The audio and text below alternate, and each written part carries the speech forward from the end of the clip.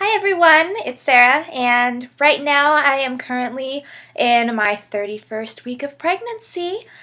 This isn't really like a pregnancy update video. What this video is I've noticed on my pregnancy boards, like the message boards that I go on, a lot of people who are talking about sort of the terror of of their gestational diabetes test, and that's the test where you go and you have to fast and then you drink the little sugary drink and everything. I just thought I would do a quick video to sort of tell you guys what I did when I went for my test, and kind of what I wish I would have done, or what I'm glad I did, or whatever.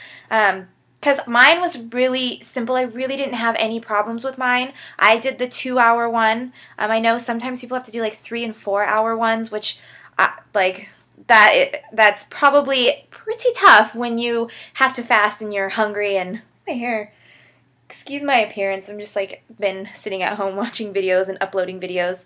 But yeah, I just wanted to give you guys a sort of a rundown on what I did when I went to mine.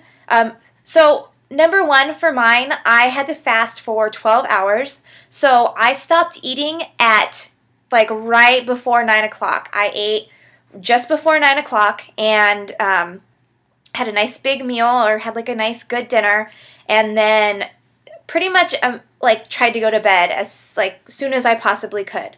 I woke up right at 8 o'clock and tried to get to the center, the where you go do it, the doctor place. Excuse my lack of vocabulary. But I tried to get there like right at 9 o'clock as well, so that I wasn't fasting for longer than I had to. So I got there right around, I think I got there at like 9:15 or 9:20 or something like that, and they immediately took my blood. One thing that I did make sure to do before I left was I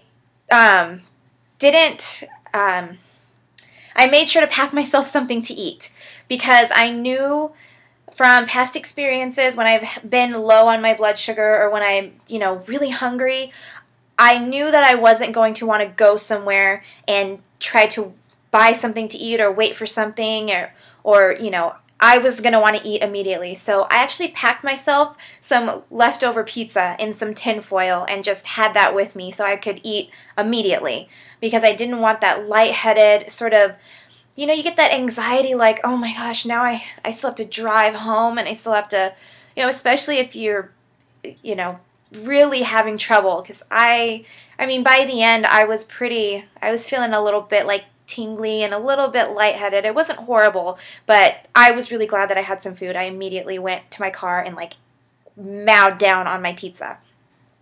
But so I made sure I packed myself something to eat so I could eat immediately. The second thing I did was I brought lots of things to entertain me, because I think the hardest part of it was the waiting, because it's an hour between each time they draw blood. And an hour, I mean, it doesn't sound like that long, but it feels that long when you're in an office and just having to sit there, because they literally say, don't drink water, don't go walking around. Like, they kind of want to just see your fasting, like, blood level or whatever. I don't know. So what I did was, I have an iPad. I downloaded some episodes of, what was it? Oh, Sunny in Philadelphia. I downloaded enough to fill up a couple hours, so I did that. The internet, unfortunately, was pretty crappy at the clinic, so my second idea was to watch YouTube videos, but my internet was horrible, so that didn't really work out. But midway through, my headphones gave out. So all of a sudden, my headphones, I had no sound. I couldn't watch my show. So I was like really upset, but I happened to bring a couple magazines with me, and that helped get me through a lot of it. I actually sort of like picked out some articles that I wanted to read to keep me busy. So bring anything that like keeps you busy. I mean, bring a crossword puzzle, bring anything. Bring your laptop. It doesn't, you think like, oh, I'll be fine, they'll have magazines.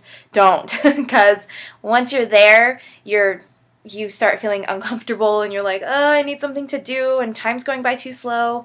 I actually kind of spent a lot of time just looking at other people that were there. I'm a big people watcher. One thing that I do sort of wish that I had done was I wish I would have brought Kenny with me because, again, it would have helped me to stay calm because you do get kind of anxious because you get like this huge sugar rush, I guess, because it's a really sugary drink that you drink. So you get a really big sugar rush and then you feel kind of weird. I would have liked to have had someone to talk to. I mean, I was okay, but it would have been a little bit nicer, easier if he was there. The last thing is, if you're worried about the drink, bring a straw. I actually brought a straw and drank it through the straw, and it was, for some reason, it seemed like it was a lot easier to take the liquid. I don't know if that makes sense. But I was able to drink it a lot quicker without really thinking about it, instead of like the whole process of like having to down it. It feels like more for some reason. Maybe I think it's like a mental thing. Like I'm mental. But that was my little secret. For some reason I had read that it makes it easier. So I brought a straw and I sucked that thing down in like less than a minute. And for those of you who are wondering, it's the flavor of it. It tastes like flat orange soda, or like really, really, really sweet Gatorade. Like if Gatorade didn't have water, if it was just syrup. So it's really, really sweet, but it's not that bad. I haven't tried the lemon lime one though, but the one that I had was not that bad at all, and it was pretty easy to drink. And once you get it down, then you just kind of have to keep yourself calm, and because you just kind of feel a little bit like, ooh, I just had a bunch of sugar.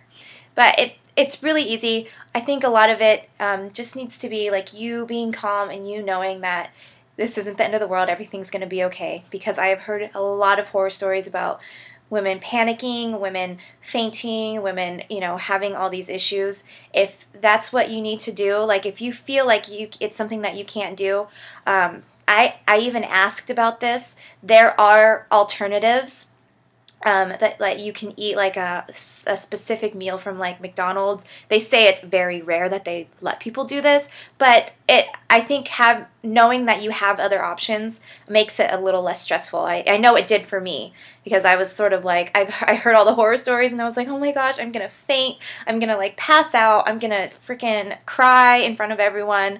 I was really nervous about it, and it ended up really, really not being that big a deal at all. So those are my tips for when I did that.